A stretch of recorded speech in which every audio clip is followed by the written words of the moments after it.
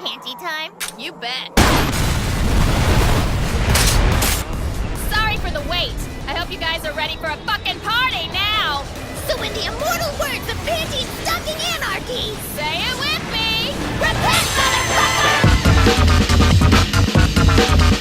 Hi, my name's MetaVanAJ. I review video games and apparently anime too now. I'm legally cool now. Today's tasty morsel from the East is Panty and Stocking with Garterbelt. PSG is an anime in the same way Avatar: The Last Airbender isn't one, and it was released in the ancient year of 2010. It was conceived by Studio Gainax, who've made nothing I've ever heard of.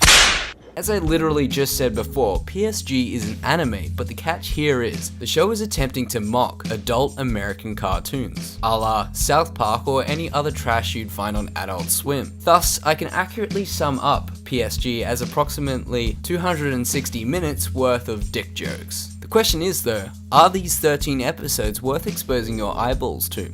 Let's find out.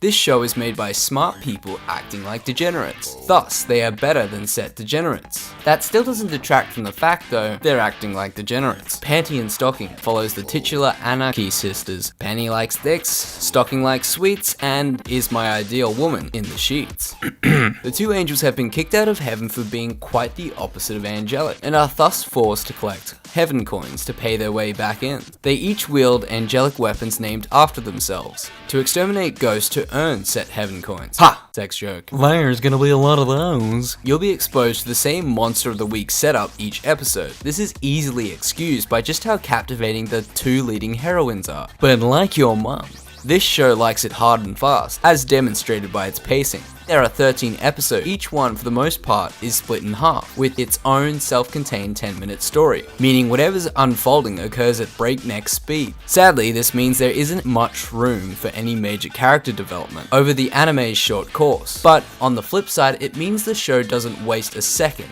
of your time.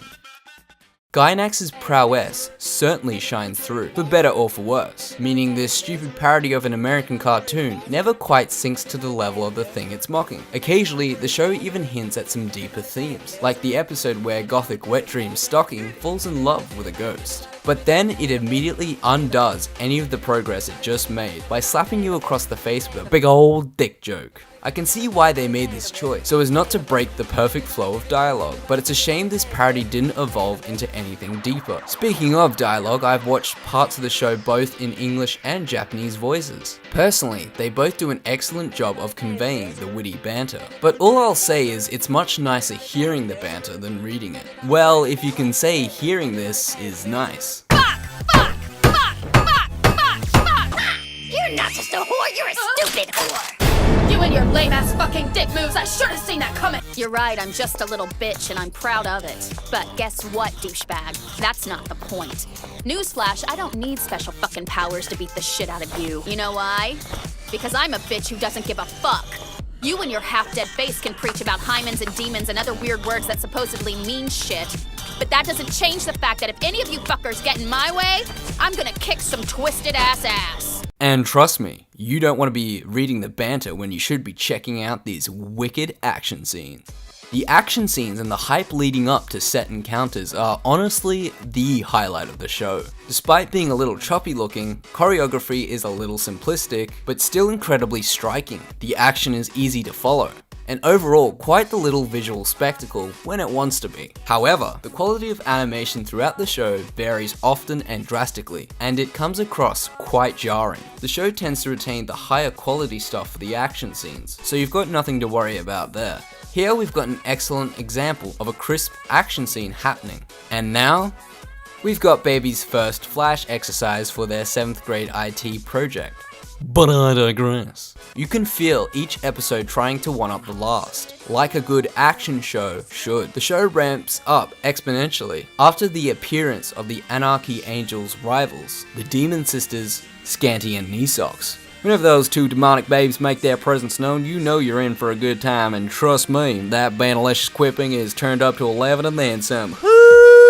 PSG is a dumb show made by smart people, and this notion is often strutting its stuff with many of the clever uses of visual and sound motifs. Speaking of sound, the soundtrack is on the same legendary level as Metal Gear Rising. And yeah, I just said that. Each song seems to serve some kind of purpose, like giving an idea to what a character is like, or even simply being continually used as an outro. Each song fits and appropriately sets the mood, whether that be blistering hype or a mellow send-off. It's the little things that add up in PSG, like the cute episode intros, or the elaborate striptease transformation sequences, to create a truly stellar presentation. It's obvious Gainax knows what they're doing, and they're crushing it.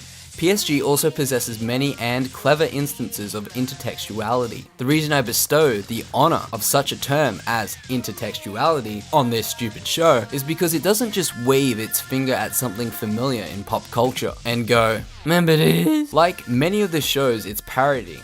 Need a Gen 1 Transformers tribute? An episode of PSG has got you covered. Want to pay homage to an entire animation studio's work? Change up the art style for an episode for no contextual purpose. Just zombies? That's not a proper question, but PSG has got that too. PSG doesn't just throw pop culture references at the proverbial wall just to see what sticks. It takes a reference and it rolls with it to a point where you end up saying to yourself, yes, show. We do get it. But hey, at the end of the day, all that matters is that the creators had fun making it, and you have fun watching it. So, is Panty and Stocking worth your time? Yeah? What do you hate, fun? Sincerely though, if the crass humor of something akin to South Park is somewhat of a turn-off to you, PSG may not be a good option. For anyone else though, the skanky exploits of the Anarchy Sisters is a brief but sweet ride you won't want to miss. Season 2 will never happen, so don't be sad it's over now, be happy it happened. I'm MetaVanAJ, thank you, and good night.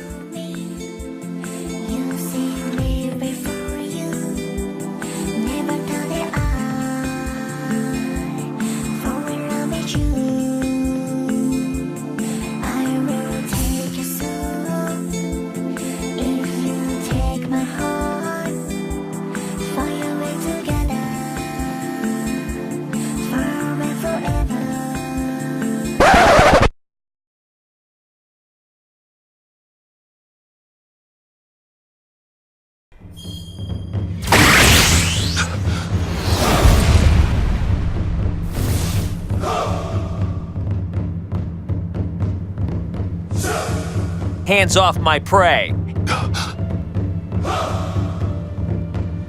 It cannot be.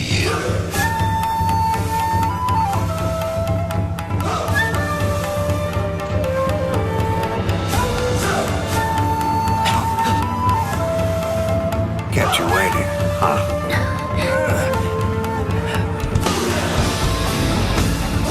This is impossible. Where did you get a vessel? Same as you. Same how? Most of the organization's members, they traveled here from the past as hearts. And you had replicas ready and waiting. One for each of them. Who told you? I owe my return to many. Some of them people you knew. I see. There was one last thing I needed in order for me to be whole again. A connection.